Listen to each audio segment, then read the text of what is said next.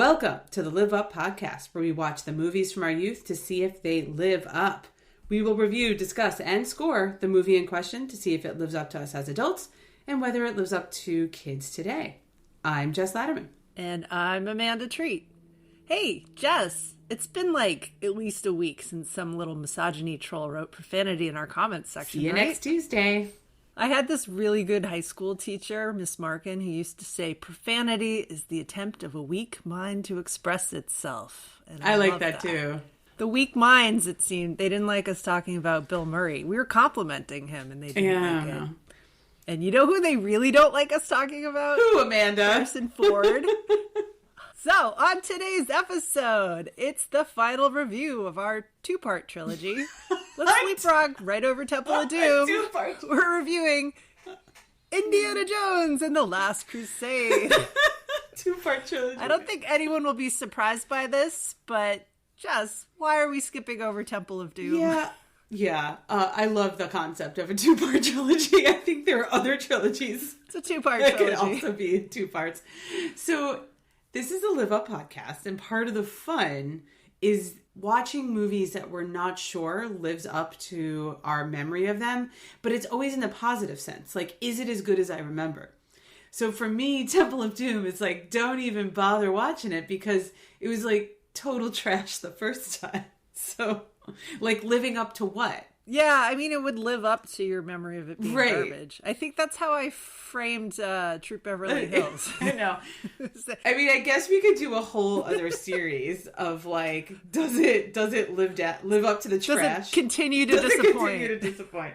I need to tell you, I occasionally go out to John Williams concerts that he does at Tanglewood in Western Massachusetts, and he plays all his greatest hits, and all these kids come they dress up like Harry Potter and show up for this, and it's a lot of fun. And the last time I was there, he likes to talk to the audience, and he gave this whole speech about how sometimes he writes what are his favorite pieces, composes a beautiful soundtrack, and then hands it off to a movie that turns out to be crap. And Temple of Doom was the example he held up. He was like, all right, and now we're going to play March of the Slave Children, which is actually a poor title, but like a really good piece that John Williams wrote, only nobody ever talks about that along with like the Emperor's theme from Star Wars or Schindler's List or, because the movie was crap and so nobody paid attention to the soundtrack. It does have a good song in it. That's the nicest thing I can say about Temple of Doom. Yeah, and it had a future Oscar winner that won the Oscar last year, Short Round. And it wasn't Harrison Ford. Poor Harrison Ford. I think actually the Indiana Jones theme song, or his theme song, is the best. It's actually my favorite. Out of the Star Wars, out of Harry Potter, I think his is the best. It's just like, immediately I'm like, yay, every time I hear it. We could talk for hours about this, but we should probably get back to the movie at hand. So, Jess, what is your personal history with Indiana Jones and the Last Crusade? So, we should remind listeners, actually, we reviewed Raiders of the Lost Ark, I think is mentioned as the two-part trilogy. And in that episode, which you should all go back and listen, I talked about how I couldn't distinguish between Raiders and the Last Crusade, like which movie was what in my memory. And now rewatching Last Crusade, I realized the majority of my Indiana Jones memory is this movie, is Last Crusade. So I basically took all of the good parts of Raiders and just mushed them into my memory of Last Crusade as just generally Indiana Jones. So I saw this in the theater. I remember watching it a ton. And of course we watched Raiders and oh good God, we watched Temple of Doom. But we watched this one the most. So I was most familiar with this one. And so after we watched and reviewed Raiders, and I won't spoil it for listeners who haven't seen it, but we were like not super kind to that movie. Oh, but the internet was not super kind. Yeah, they weren't. They don't. Movie. So we got what we deserved. So thinking about that, I've been really then dying to see this, to be like, okay, this one's got to be my positive, good memory of this. And then I sat down and watched it with Isaac, and even Lily watched like the last third of the movie with us this time. Oh, an improvement. Yeah. And not to give it away, but my son did say we had to split it over a course of a couple nights, and when we were about to watch the second half. He was like, "This is the best night ever." He was really excited to see the second half because he was very upset about me stopping the movie halfway through because it was way past his bedtime. Didn't want to get in trouble with Elena. Anyway, that's my rambling history of this. But what about you, Amanda? So I have sort of the opposite experience where I saw Raiders a ton. I even have a DVD copy of that. But not a Laserdisc? Last Crusade was, I think, on TV a lot. I don't even know what channel it would have been on because we didn't have the fun cable until I was like in college. Yeah. I think it was on TV a lot because I do think I watched this in sections. But that was the thing. I always saw like clips of it. I may have seen it end to end before, but like this is the first time I can remember seeing it end to end. So all those pieces are finally being put in a chronological order for me because it's like, oh yeah, no, I remember him and Sean Connery in the sidecar and like chase scene. And I remember there's like not the Hindenburg, but that they get in a blimp and iconic like, scene. Random. Yeah. But never really connected. How did we get from the motorcycle to the blimp? You blow up a lot of shit. A lot of shit gets blown up. That's how you get there. So, in a weird way, this viewing was almost like they released a new Indiana Jones movie for me. Only he's young again, and it doesn't suck. So, it's not CGI Harrison Ford. So, yeah, it was nice to watch it end to end and not walk in halfway through and go, okay, here's the part where Hitler autographs his book. Right. This was almost, though, I guess it's so interesting that we're different because there are parts of Raiders. It felt like the first time I had seen it end to end, even though I know I have. For Last Crusade, watching this, the first few frames of a scene, I just remember the whole thing. So cool. I mean, we had opposite experiences. I know. I'm a little worried about that now. Into our scores. I'm a little worried about that because sometimes when one of us has seen it more, it's not great. There's definitely a nostalgia factor. We haven't quantified that yet. Yeah, because now we're like separating the movies. They're not like one collective memory. Yeah. Well, for anyone else who hasn't seen this end to end ever or in a very long time, Jess, would you like to give one of your plot summaries of Indiana Jones and the Last Crusade? I will. So if you kind of forget the distinction between the movies, I'm going to try my best. So Indiana Jones, just think of him as a returning iconic hero. He's still the worst archaeologist in the world, possibly. We can talk about that. In The Last Crusade, he comes, I think, even more of a believer. And he resolves his daddy issues running from Nazis, basically. So it's like therapy, fight or flight style. And the Nazis are still the bad guys, but Indy only kills who he needs to this time. That's a good point. Yeah. It probably, there's so much hijinks, I think, with these movies. Not that the plot itself is immaterial, but it's all very similar. No, you could definitely trade certain scenes from Raiders into this movie. I mean, they recreate some too. So I was reading a book about the making of all of these movies. And wow. Yes. And actually a really cool thing in there, I mentioned in our Raiders episode that I used to work for Leslie Dilley, who won an Oscar as the art director on Raiders of the Lost Ark. So there was like pictures of him when they were filming Raiders, which was really cool to see in this book. What's the book called? Don't put me on the spot I was just going to give it a plug. In the other room. I mean, I think it's called like The Making of Indiana I'll put it in the show description, okay, listeners? For you nerds. It's a ginormous book. The librarian was laughing really hard because it's the size of a satellite dish that she handed to me. It was just like, what is this? When you get to the section about The Last Crusade, they immediately dive in on how the script was so completely different.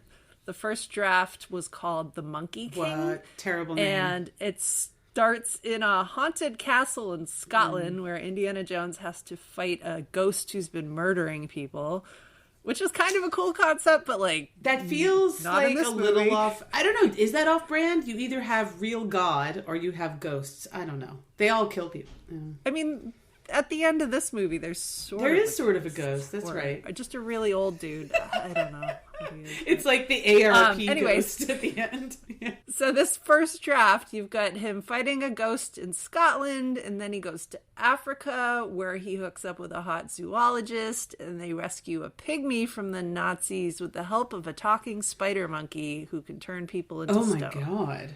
So that was the Monkey King first draft. And then they did a rewrite and added some pirates. What? And there was a lost city. There was a desert car chase scene with Indy riding a rhino. I feel like they did put like essence of this into there Crystal was a rhino. Skull, yeah. But there was a rhino in this. So yeah, that was another nope. And then we had another rewrite where Indy was fighting gorillas coming out of the jungle. It was literal monkey gorillas. That would not have stood the test of time for many reasons. Yeah. And that was, they somehow had moved it to Mexico at that point. So he's fighting monkeys in Mexico and then picks up a hot nun named Chantal and the two of them go off to find the Holy Is that Grail. for real? These are all real. Like, they had copies of, not like full copies, but they had like pages of these drafts. So you could see like, oh my God, they really were thinking they were going to do this. At which point they were like, hey, the Grail's a cool idea. I think it was George Lucas was like, let's add his father in there. And then that took a spin. You got a little bit of Scotland unintentionally, but not a haunted castle with a ghost. Right. Scotland in human form. You know, scripts go through a lot of iterations and rewrites. There were a lot of writers on this, but I think the movie we got in the end was way better than the Monkey King, who can turn people to stone. Indiana Jones fighting gorillas, because at that point it would be people in gorilla suits. It would have been like Babes in Toyland. It would have been, yeah. It would have been like the scene in Babes in Toyland. It would have been bad. But are the gorillas holding Keanu Reeves back from the fight? Because then maybe. I'm all in if the gorillas are... Hold me back. Yeah, I mean, when this movie was made in 89, so Keanu Reeves was out there. This is 89. He's available. He was, yeah. He was looking for work. So, let's talk about the movie they actually made. Let's do it. So let's start with Indiana Jones Jr. Yes, played by Harrison Ford. This is his third of these movies at this point, and I think he's more charming in it somehow. I agree. I was worried about... Possible. I was honestly worried about what you would think, whether he's more charming, because again, I'm not sure where my nostalgia is or not. He's still charming in Raiders. Like, I mean, he's a very charming actor. I love Harrison Ford, even though if we like beat up on Raiders a little bit. I think there's something to lugging around his hapless dad, trying to save his dad. It makes him even more charming and funny. I found him way more likable. He's not mowing down Nazis, which I know is like kind of generally acceptable, but there was a little bit less of that. He was just doing the violence because he had to. And he still had some great lines, like his no ticket scene. So just if folks don't remember, when that's so funny. Yep. He and his dad are escaping Berlin at that point, I think. And they get on a big giant blimp. They think they've escaped. They're like pinkies up having the tea.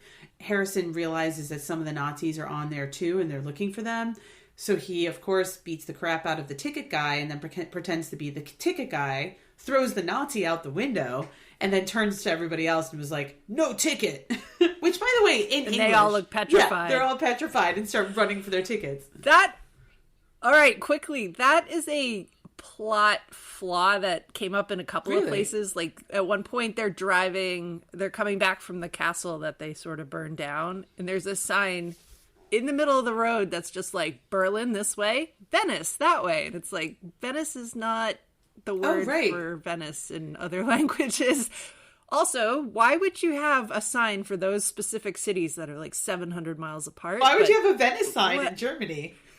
Yeah, so there's definitely a lot of leaning in on for the English speakers. Yeah. But yeah, no, the no ticket line, I'm pretty sure that's not how you say that in German. Pretty sure, but that's okay. It still had the effect. I think it still landed. My son laughed. This was the tell to me that he was more charming. So Lily only watched like the last third of the movie with me because she was so kind of caught up in the plot and him in the plot in a way. He wasn't an asshole to her anymore, or at least she tolerated him. So there's definitely smoother edges to his character in this. There's the scene where they go down into the sewers and they get like covered in oil and they have to dive down into the disgusting water. This is when they're getting to one of the nights. Yeah, and there's like a fireball comes through and just crazy, gotta get out of there. And you just cut to a plaza in Venice. You see the manhole cover pop up and Harrison Ford pop out and goes, oh, Venice. Yeah, that made me laugh so hard. It's just like, oh my God, I forgot he did that. And that made me laugh too. That's so good. That's the classic Harrison Ford I know. And he has lines that he delivers like that in Star Wars too, which make him funny. My son laughed at that line too. It's very funny. Yeah, that landed really well for me versus like other times he makes a lot of like really not mean sarcasm, but like the sarcasm has such an edge on it that's just kind of like, whatever. But like, yeah. Venice. It's like he's almost enjoying himself. Perfect end to that caper. Yeah, beautiful. Yeah. No, I thought he was great. And the climax scene of him, this is when they're at the final temple to get I keep forgetting the artifact's name, the Holy Grail. The stakes are, I don't know if it's just the scripting or Harrison Ford in it. The element of Raiders that bothered me was that it was really just him whipping artifacts away from brown people, essentially, and mowing and killing people indiscriminately. And that really kind of bugged me. But for him in the temple, there's different stakes. His father got shot, and so he really wants to get the Grail so he could save his life. So everything, all the typical... And we're on a very short timeline here because his dad's bleeding out, so you gotta move. You gotta move. So him, I think his Harrison Ford as an actor and the scripting and the pacing is at its best when they set up those stakes. So Harrison Ford is still doing his thing where he's like swashbuckling through these different obstacles. Like he's following his father's notebook to like do these different things to finally get to the Grail. That adventure just felt more fun because of that in a way, versus in Raiders when he's basically just hacking away at shit to get at a gold statue that he basically steals from a native population. So there's... So, you know, and Harrison Ford is still good in both of those scenarios and charming, but it somehow made him more charming in that last scene because the stakes were set up so well. So there's a scene in this movie that I had seen before, had forgotten about it, but rewatching it now, when they go into the library in Venice, he basically writes the book The Da Vinci Code in that scene in the library where he figures something out very quickly that it's been misinterpreted, and look at the stained glass. There's an actual numbers, scene he's got his in whether it's Da Vinci Code or one of the prequels to it, where it takes place in a very similar church setting. It's such a ripoff of this movie. It is a ripoff, and there's even that society in Da Vinci Code that protects the artifact that showed up in this movie. Exactly. Yeah. No, it's such a ripoff of this movie, and it was shocking to me, like, oh my God, why did we all like buy and read that book? You could have just watched this movie. Yeah, there's an online John Oliver rant about how stupid the Da Vinci Code is, and like my brain just kept jumping back to that, like, oh my God, John Oliver is so right. That movie wanted to be Indiana Jones and the Last Crusade so badly. Ugh. That's so true. With that scene, I was watching with Isaac at the time. He got a really big kick out of, so Indiana Jones, of course, he's being destructive and he's like crashing through a floor. And he waits to bash the floor while the librarian is basically stamping books. And so the librarian just like, as soon as he stamps the books, he hears this big crash and he then looks at the stamp like, what is that? Isaac thought, and he's 7, just to remind listeners, he thought that was the funniest thing in the world. And to the point where he even excitedly repeated that scene verbally to my wife, Elena. He thought it was so funny. Nothing to do with Harrison Ford, but yeah. I did read that one of the original reviews from this was like, this is a perfect 10 of a movie for 12-year-old boys. Yeah, Isaac's almost there. Scenes like that are absolutely why this is a perfect movie for 12-year-old boys. I think this is where he just becomes timeless. This is where Indiana Jones is at his best, because the 2 movies that they've given us recently, you have really cranky, surly, older Indiana Jones. And it's like part of the part. Like, get off my lawn kind of Jones. You don't want to see like an old man complain about things. And that's what the later 2 movies. Wait, have you seen Dial of Destiny? This movie, I still haven't seen it yet. No. Okay. The only opportunity to see it so far has been on some very long distance airplane flights, and I'm never in the mood to watch that on a small screen. Okay, we'll have to record a bonus episode on it. You should see it. I thought it was much better than Crystal Skull. Oh, that's good to hear. And there's no Shia LaBeouf. So. Yeah, you have Phoebe Waller-Bridge instead, and she's really funny. I would take her a million times over Shia LaBeouf. Actually, so speaking of not movies that are great because they don't include Shia LaBeouf, this movie I had forgotten, I think you had forgotten, has a flashback to young Indiana Jones, and it's a appearance by River Phoenix, who I thought was great. I forgot he was in this. I forgot he was in this. So River Phoenix, may he rest in peace, but I mean, he was a really good child actor I think he'd been nominated for an Oscar before he did this. Like he had some real credentials going on. Yeah, he was definitely well known. Even my 9-year-old self who saw this in the theater recognized him. I'm not sure from what. I mean, he was like all over Tiger Beat and that sort of thing, but you probably would have seen him in Stand By Me. Yeah, definitely. We should review that. He was really good in that. We should do that. So he shows up.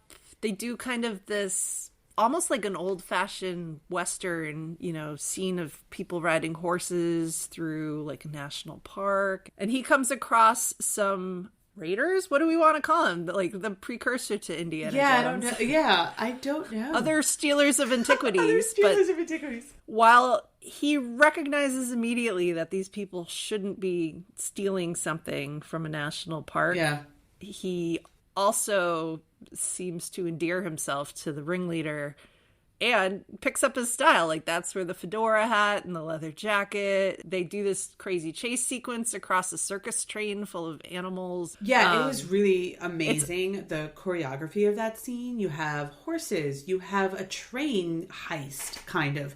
There's lions in it. I mean, it's crazy. And those were real lions. Like they had to fake the giraffes, and they faked the rhinoceros, but they had 2 real lions. Yeah, none of the CGI bullshit. It definitely, I was like, whoa. Yeah. There were some fake snakes in the pile, though, because he lands in a whole pile of snakes, and they didn't want to, like, actually crush snakes. So he lands on fake snakes, and then they put real ones on. Okay, but that was a lot of freaking snakes. At some point, the camera pans out, and you can see it as part of the circus. It's called something like Tub of Snakes. But as it was happening, I was like, I never questioned this, but why is there a giant vat of snakes on this train? That's insane. So that book I was reading about the making of all these movies, they said the snakes just kept escaping. And they'd yell cut and then go to reset and it'd be like, wait, a bunch of the snakes are gone. And then they'd have to go scatter around and find them. That's terrible. Yep. The snakes are loose again. Another day at work. Not the same, but I've been on set with animals before with my time at Animal Planet. And there were definitely times, mostly when we were filming like the kitten halftime show for Puppy Bowl, where you'd hear on the announcement, kitten on the loose, kitten on the loose. That's adorable. It's way more adorable than a missing snake. Yeah, a bunch of snakes are just missing. That's fucked up. It's like snakes on a plane, but somewhere on this contained but like set, in real life, I don't snakes. like that. But that was a great scene. I mean, it was great opening. I mean, it definitely, my son who's 7 was in the movie right away. It like you were saying, it's perfect. Yeah. I mean, I would think for girls too. Really good for a 12-year-old boy. Like, I mean, this is your people here. And even as an adult watching it again, I really appreciated how well done this was. All the real animals. There's the motion of the train. It was great. Well, and even River Phoenix does such a good job he really studied Harrison Ford's mannerisms and his way of talking. And the script gives him a bunch of lines that grown-up Indy has been yelling the entire trilogy. The 2-part trilogy. This belongs in a museum. Right. Our 2-part trilogy of Indiana Jones yelling, this belongs in a museum. But I thought he was great. Yeah, it was fun. Well, I saw you ask this question in the notes, and I think we should address it. Now that we've covered... I know where we're young going. Indy and regular Indy, I don't know. Middle-aged Indy. I love your question, and I want to ask it because I want you to answer first. Is Indiana Jones a slightly better archaeologist in this movie? Well, we're 2 years later after Raiders took place, and I think things have been improved, but other areas, if we're doing a performance improvement plan for Indiana He's on a Jones pimp. here, I think there's other areas he has not quite mastered yet. Starting right off the bat with him dealing antiquities out of his classroom, his office. Almost they the show same him scene. going in, and there's just shelves of things he's taken from different locations. Yeah. He it's the same scene where he pulls out some artifact wrapped in like a rag from his desk. And it's just... And, you know, because Marcus has popped by after class and he's like, hey, British Museum, you want this? What you got for me this time? I don't care how you got it. That part doesn't really fly anymore. Didn't in the first one. So maybe let's do this performance review as a compliment sandwich. I was thought that was a I like that. Appropriate way to do it. Areas he's improved. He's moved from I hate snakes being his catchphrase to Nazis, I hate these guys. So that's better. I would argue improvement. Yeah, okay. Nice job there.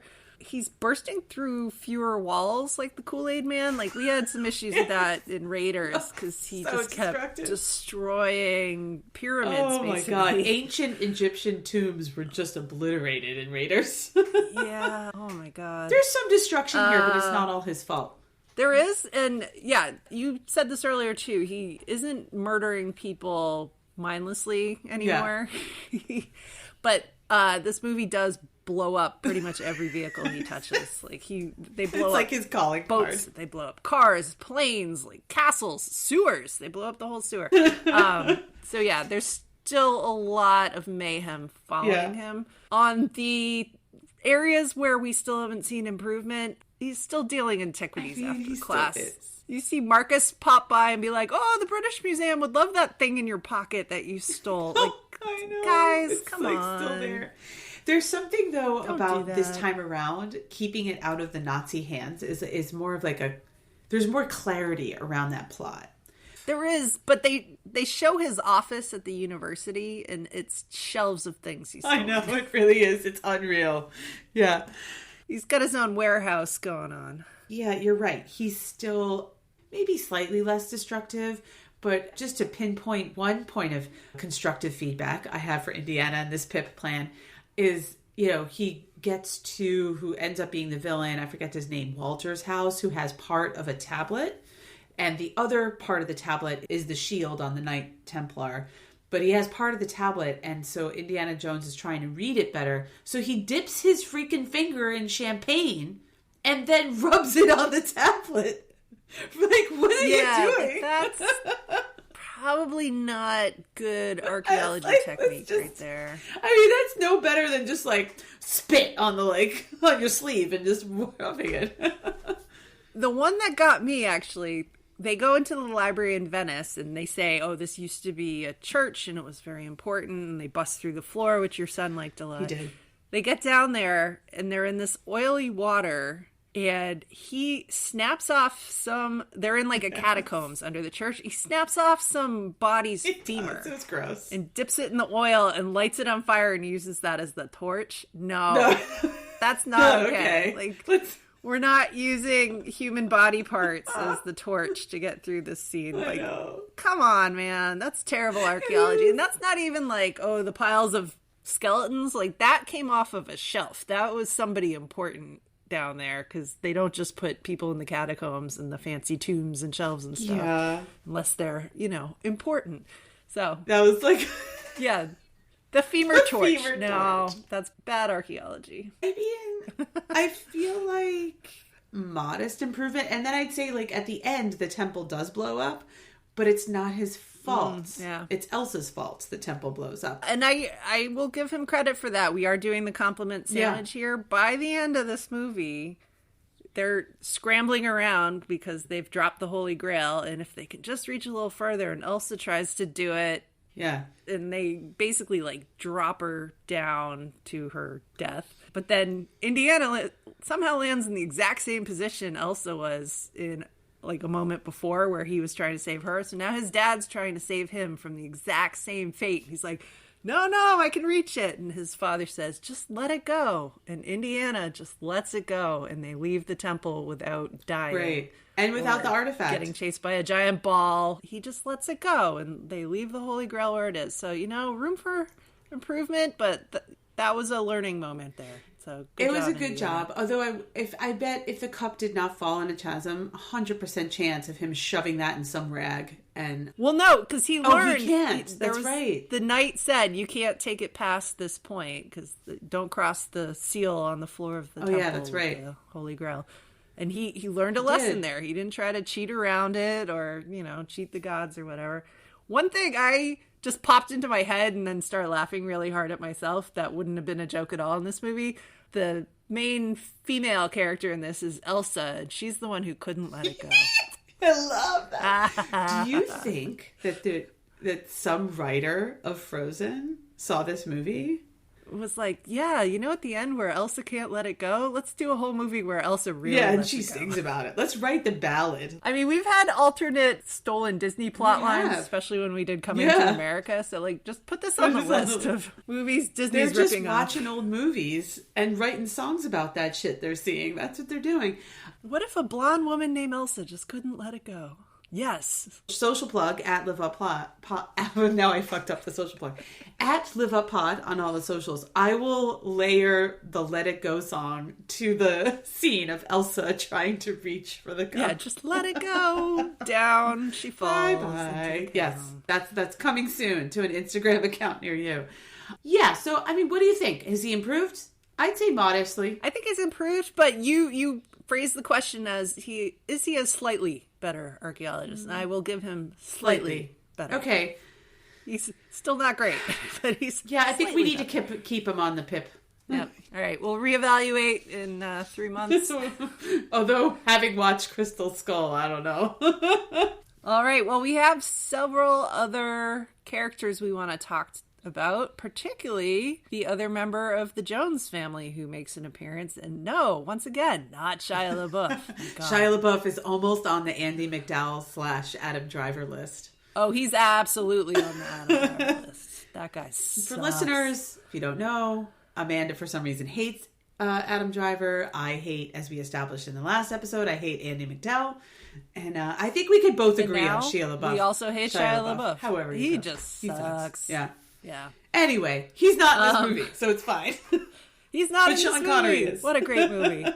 Yes. So we have Sean Connery playing Henry Jones Sr., who, may he also rest in peace. Sean Connery was only 12 years older than Harrison Ford. Oh my, get out of here.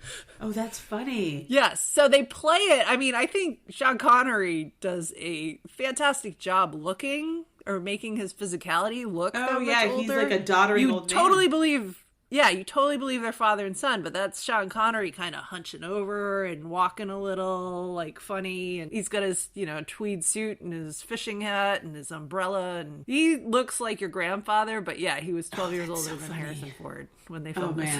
I loved him in this. I guess we're young enough. I've never been a James Bond person. I don't know Sean Connery as James Bond. I know him as Indiana Jones's dad. And I've seen him in other movies since, like Alcatraz and all that stuff. But this is the role that I was first introduced to him, and that I first... Although actually maybe not, because we reviewed the original Robin Hood, where he comes in at the end as King Richard. This is the Sean Connery that I know. Yes. That was a discussion that we had, because we were trying to decide, like, is Sean Connery a sex symbol for viewers of Robin Hood? That's right. He's definitely not trying to be that in this movie. Like, he is fully embracing I'm the grandfather. I am an archaeologist who is very, like, bookish, but also will open an umbrella and scare a bunch of seagulls to bring down a Nazi airplane. He's crafty. Yeah. He's great. I think he's great. Yeah, to me, he softens the edges on Indiana Jones more than anything and makes Indiana Jones a better character, because he has this, like, wonderful, hapless, not a happy-go-lucky, but he's just sort of this doddering, like, kind of absent-minded professor. He needs to be saved all the time. He's basically the damsel in distress.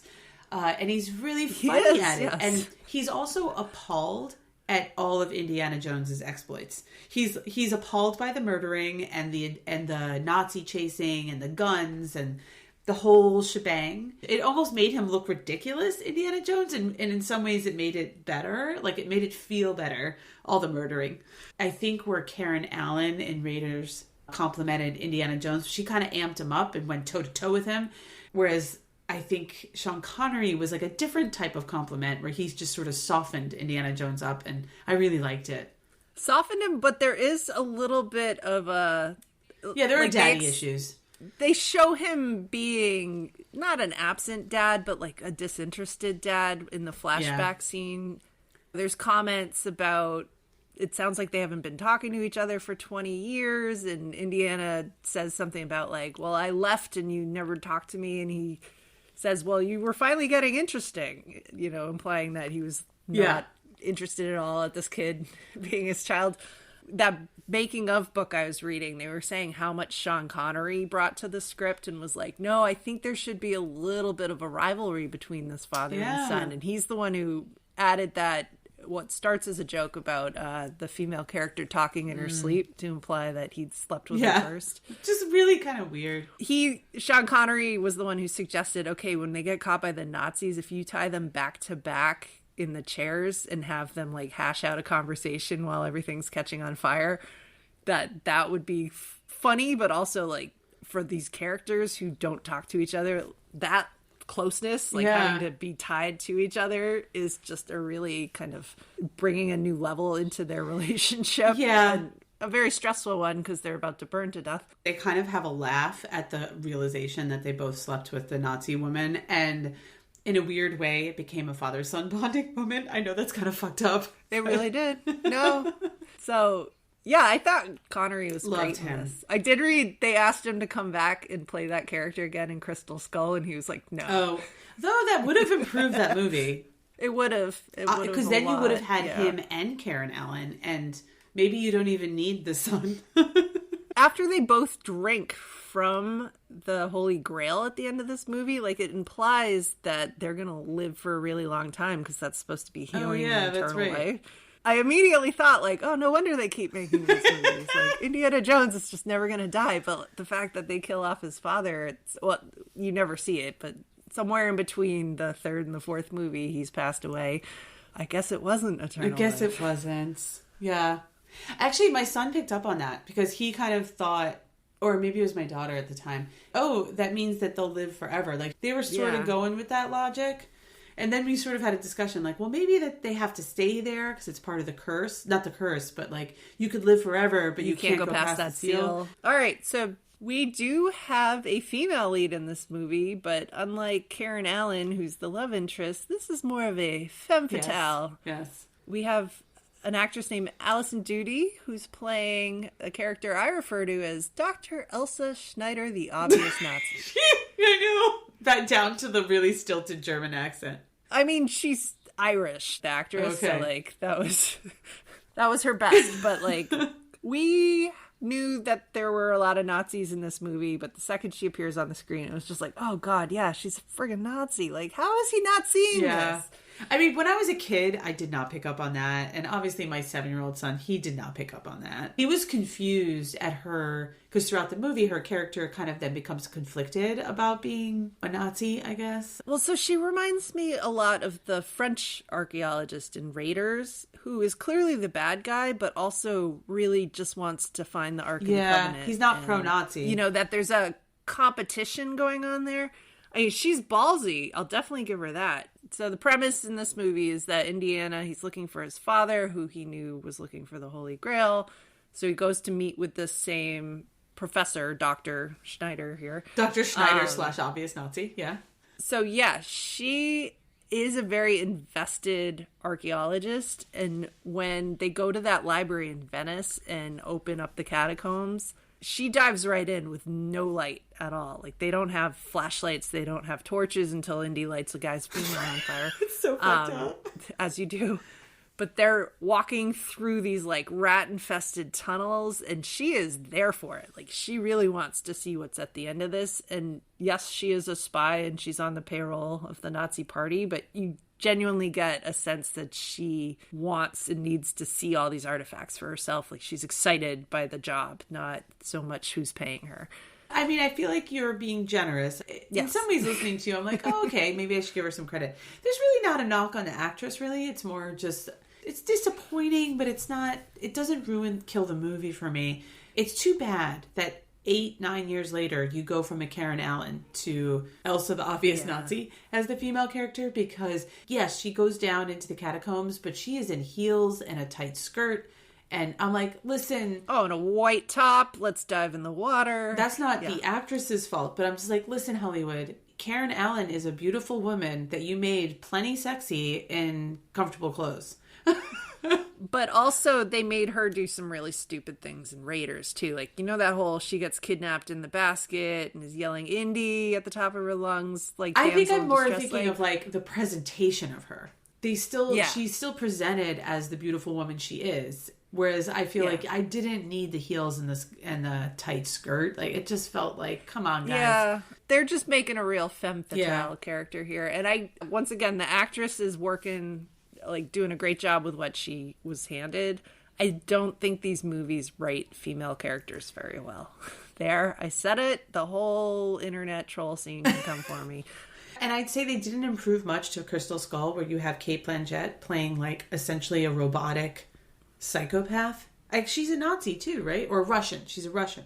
No, she's a Russian. Yeah, so they went for strong. I feel like Cate Blanchett was just like, fuck it, I'm leaning in on this, and just went. Yeah, she went full psychopath. Like, it's such a cartoon. It's such a cartoon. And I don't think you needed Elsa the Obvious Nazi to be a psychopath. But, like, she's just nothing. You know what, though? I think, and this is nostalgia right here, I think I always appreciated her being in this movie because coming out of Temple of Doom with Kate Capshaw playing the idiot blonde in that movie, I was just relieved. Yeah, at least this woman has a PhD, so... But yeah, I don't think she made any impression on my kids. Other than she won't let it go. Yeah, that's funny. I will encourage you to watch Dial of Destiny, and I think Phoebe Waller-Bridge is a pretty interesting character in that. We're not here to pick apart that movie, and I think she had a hand in the script for Dial of Destiny. Yes. So, you know, I think that if that movie was successful, I would imagine, because, you know, we know Hollywood listens to this podcast, we would imagine that if that wasn't the flop that it was, that they would potentially hand the franchise to her, to Phoebe Waller-Bridge. They left it open for that. There's another double-crossing character in this that we should probably talk about quickly. We have Walter Donovan, played by Julian Glover. He comes in at the beginning, or literally walks into a room that looks like a set from a 1980s soap opera. Does. It's really weird. Like, I expect Robin Leach to just pop in there and be like, lifestyles of the rich and famous, but it's supposed to be 1938, whatever. Yeah, so he recruits Indy to go to Venice, and then, like, big reveal that, you know, our missing project lead is your father. Right. And in part because I could vaguely remember what happened. It was just like, oh, the scene just feels like he's giving so much exposition. Yeah, classic like, the guy villain. just won't shut up. He just...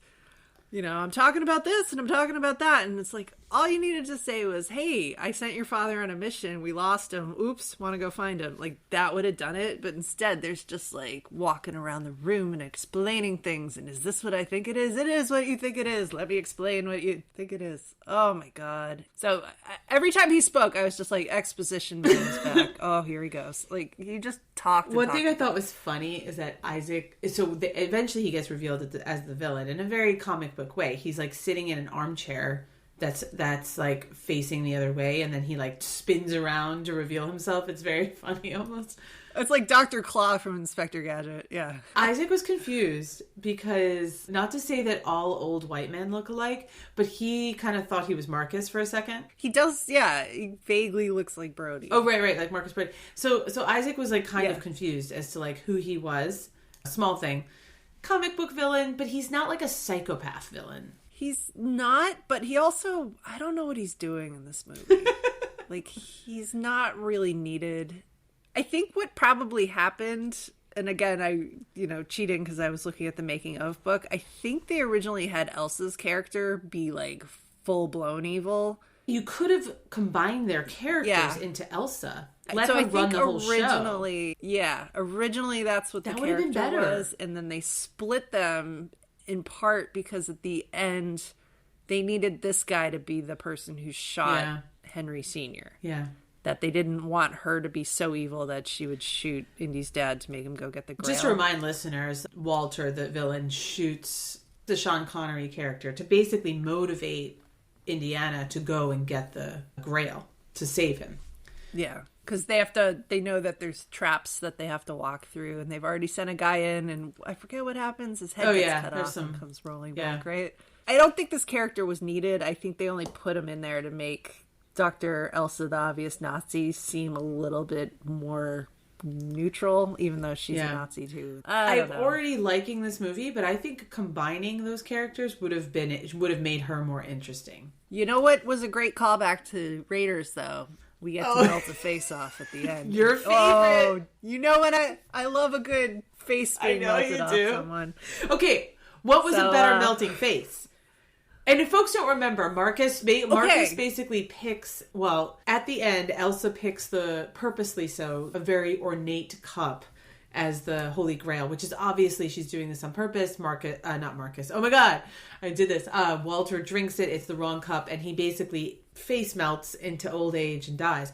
And then in Raiders, there's a Nazi who also melts a face. So, like, which one's better? And he looked at the Ark of the Covenant. Yeah. So they're done with I gotta go special effects nerd here. 2 totally different techniques going on for melting faces here.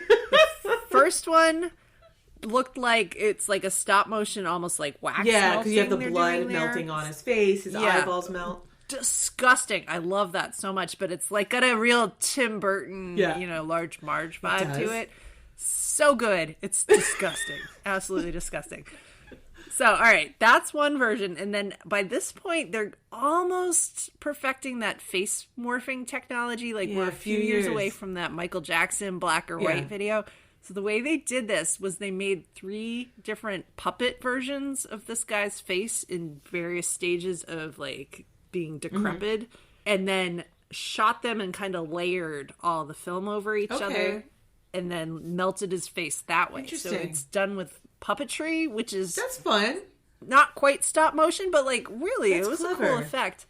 And you have the hair growing out, the eyeballs roll back into the head. Yeah. It looked more realistic if face melting off were a common thing that we were all very familiar with. I mean, this is what, the second, third, this might be the third face melt? Yeah. I mean, I think the Raiders one is more grotesque and more comic booky, but I gotta go with that one. Just, it's so insane looking. But this one, I really appreciated the callback to let's melt one more face I do off. too. I appreciated that. I think it was a slightly creepier face melt. Isaac and Lily were a little grossed out by it. Whereas like the first one, because it's comic booky and that Nazi whose face melts is a psychopath. So you're totally fine with his eyeballs melting all over his face. You're just like, you deserve that. Yes. So this one was like a little creepier. I almost go with the Raiders one. Is like, I kind of like the grotesque comic book one better. Yeah, I mean, Raiders is just bloodier. It's so much. This one though is good. Gross. I remember thinking it looked cool when I was younger. Yeah, advances in face melting technology going on here, people. It looks like a really good face melt. Yeah, so kudos to the face melter. One funny thing is that Isaac got really nervous about when after the face melting, and then Indiana Jones has to choose a cup. Like Isaac was so nervous. Isaac's like, oh yeah, what is he doing? He's gonna choose the wrong cup. And he got like really kind of like scared that he was gonna choose the wrong cup. Yeah, and the stakes aren't damnation. The stakes are epic face melt. So, yeah. I mean, that's a very visceral punishment for drinking from the wrong chalice. No. Yeah, we have 2 more, let's call them the crowd favorites, brought back from Raiders to reappear in this movie. If you recall Salah, he's the guy who got everything done. You know, your man who you can say, quick, we need a rope, we need camels, we need whatever, and he finds a way. We need a boat to get us out of Egypt. He shows up in Dial of Destiny too. Oh, good. So it's John Rhys Davies. He's a great actor. We discussed in our Raiders episode whether you should have a guy from Wales playing an Egyptian, particularly with their own family history of being colonial police officers from Africa. But okay, we moved on past that. We almost got our cringe out of our system for Raiders, and I feel like I've almost forgiven it now by the time I get to Last Crusade. Yeah, this character's iconic for the series. This character. And the one thing, though, is I don't think they used him enough here. He's not in it enough. Like, he was such a clever resource in Raiders, and in this one, halfway through, Indiana's just like, oh, go get Salah and, like, meet us here.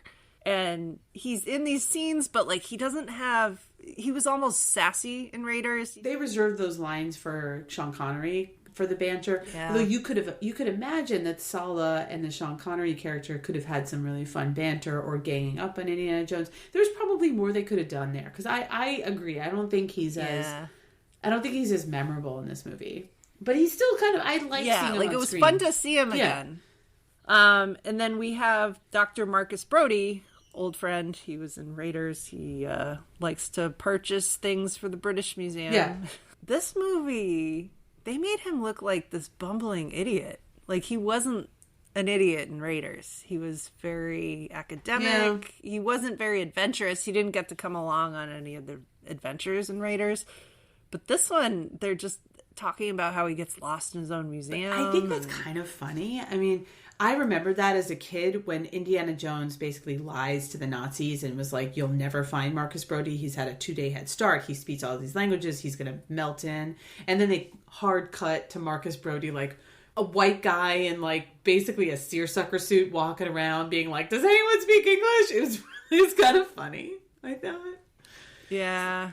I don't know. The thought I had this viewing, it was just like, should Indy even be trusting him with the antiquities he's selling him? He's probably gonna like trip and break half of them. I don't know. There's something else in this movie I want to talk about, which is the 2,000 rats that they bred, especially for the scene in the catacombs where they're running through the tunnels. Yeah, the catacombs, which we've referenced, that's the femur torch. I mean, there's rats fucking everywhere. It's pretty gross. And even Isaac was like, ew. I mean, it's effective, though, on screen. Oh, yeah. I love that you're going to tell me some information about it, because I was like, how did they shoot this? Yeah, so let's talk Hollywood rats. Please, people. tell me. So I have seen this firsthand because I worked on Shutter Island, and there's a scene where Leonardo DiCaprio's character goes down to the tidal pools and they're just crawling with rats. And that was, there's an option to do that CGI, but you can actually do that with real rats because they're very trainable. And there's people in Hollywood whose job it is to we have Hollywood rats. What scene do you need to shoot? God. So I remember when we were shooting Shutter Island, there was this woman who was a professional rat trainer. She came in and they had like weeks of rehearsals with the rats where she had a whistle and she had some treats and she was teaching them, okay, you got to run this way. Gross. You got to climb up this wall. You got to climb over the actor like this. And they rehearsed the whole thing. I remember all the guys I worked with were absolutely in love with the rat lady because she was really fit looking.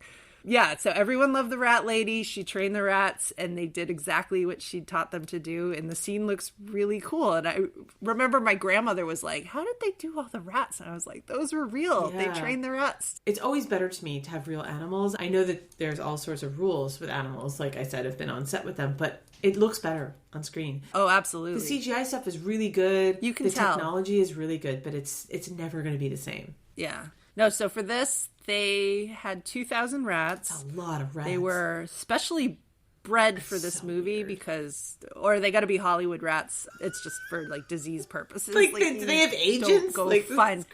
You don't go find rats in the wild. These are like, domesticated rats. I mean, I'm imagining these rats like getting the rich and famous contract from the Muppet movie. Like, I mean, oh yeah, like they're on like a velvet pillow eating a big block of cheese. Yeah. It's good to be a Hollywood rat. So they had to augment the sounds that they're making because like rats do make little bit squeaky noises, but like not the sounds that you're hearing in that movie when they're running through all these rats. So they took chicken noises and like made them higher pitched and played that over all the rats. But yeah, it's very effective. Like you see the rats like brushing up against their faces. They're coming out of the water with them. She's trapped under that boat thing and they're like climbing in there with her. But yeah, you can absolutely train rats to do all of that. Kudos to the person who came in as the rat handler on this one. The rats look great.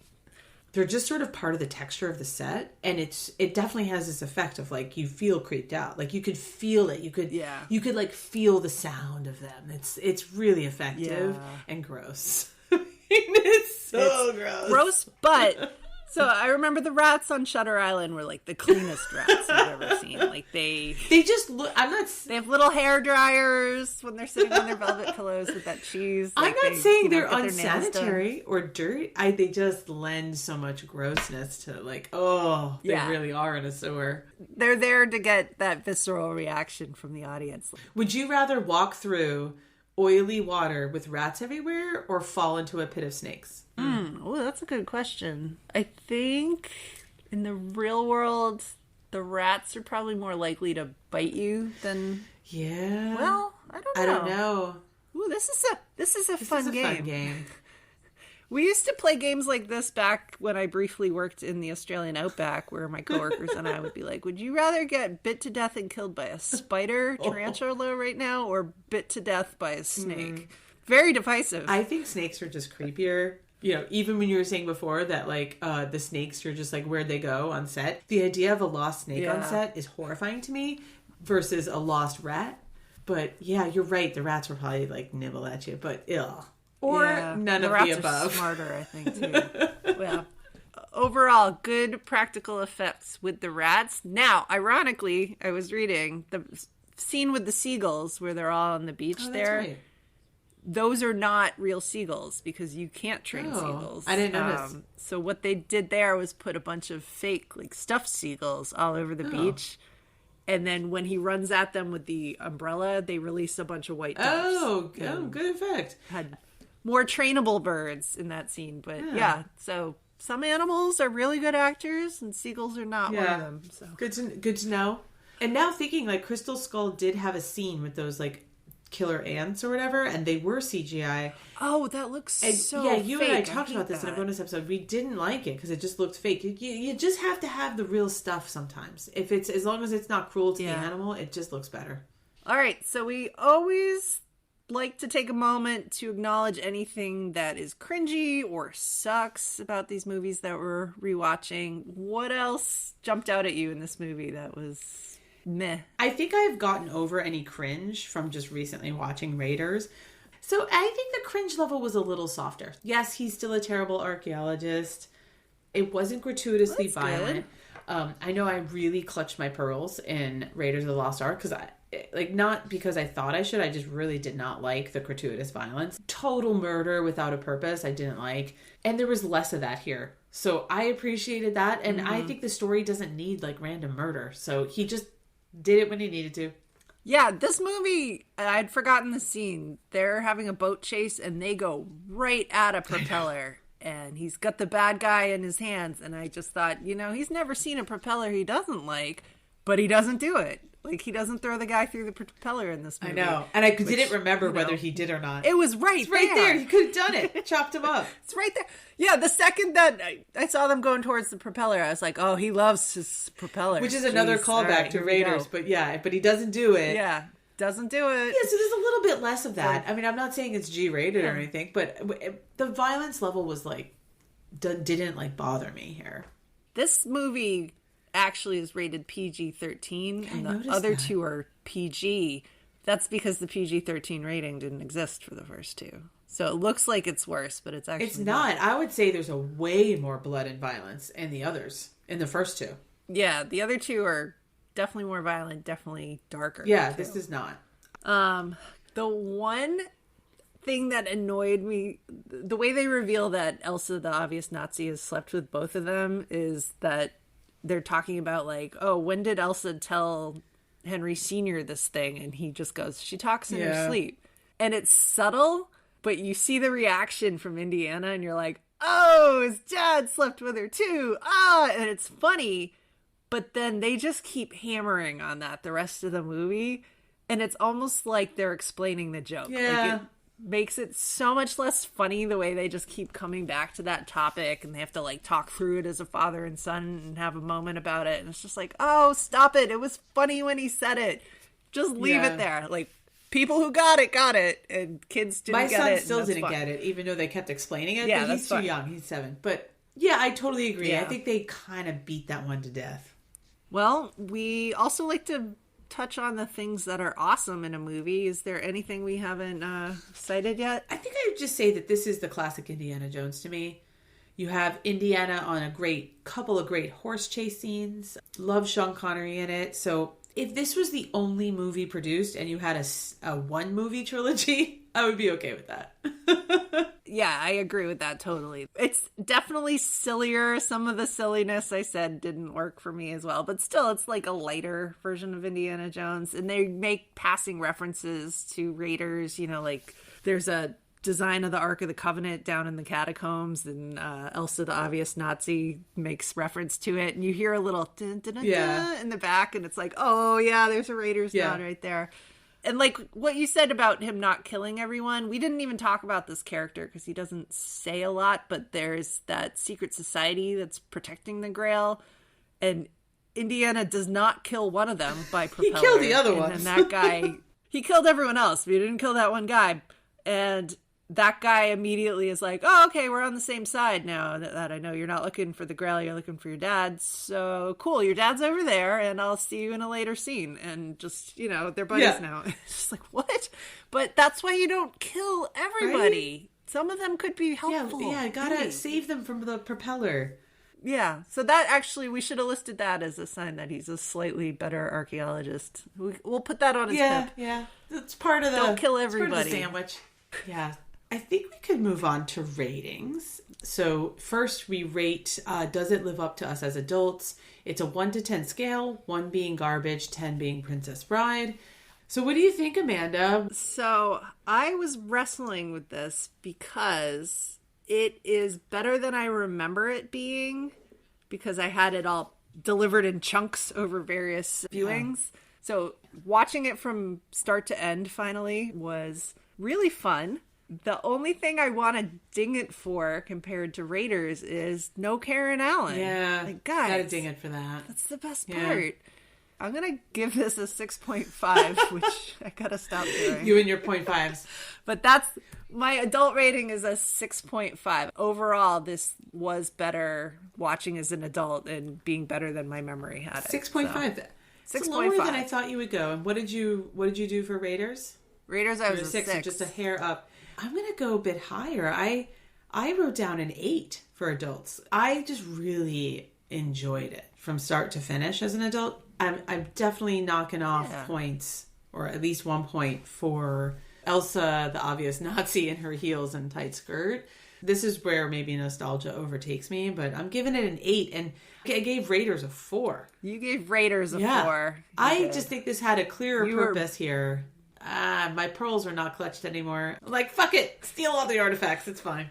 So we can move on to the kids' rating. So same scale, 1 to 10. 1 being garbage, 10 being Princess Bride. And we sort of imagine, not ourselves back in the day when we saw it, but we imagine, will it live up to kids today if they sat and watched it? And it's hard because I just have the focus group of like 1.5 in my household. I don't know. What do you think?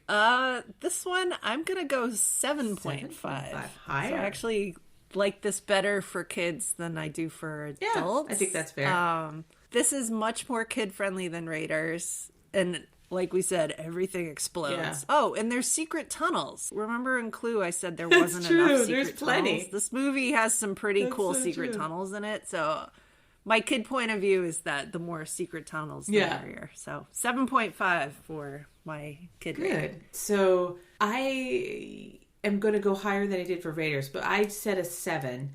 I'm not sure that they would go back to this character. It's just not out in the ether as much. But I mean, Isaac loved it. He related to him more so than Raiders. My daughter did. I think I gave Raiders a 6. So slight improvement. I think this is a better version of Indiana for kids. Yeah. Well, and you were saying that your daughter walked out of the room. Oh, yeah. She did not like it. She was tired of it. She thought Indiana was a dick. Yeah. So the fact that she stuck around for this one, that's a sign that it's more kid-friendly. Yeah. I'd say as parents, like, I think you go watch Raiders too. The 2 movies of the trilogy.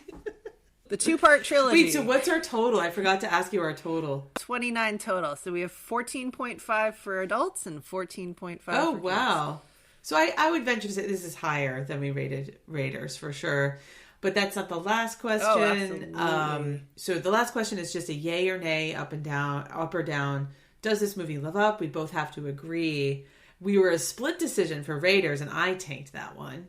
So you did. I'm going to just go first to give my redemption of I really do think this lives up.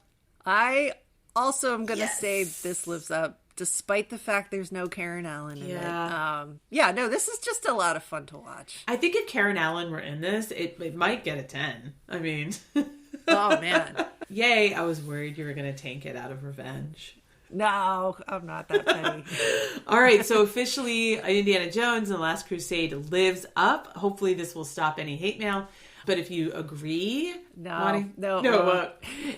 Love to hear from listeners, new and old. Do you agree? Do you disagree? What did we miss? Were we too generous? We're at Live Up Pod on all the socials. Let us know what you think. Thank you. Thanks, everyone. Yay, I'm so glad you liked it.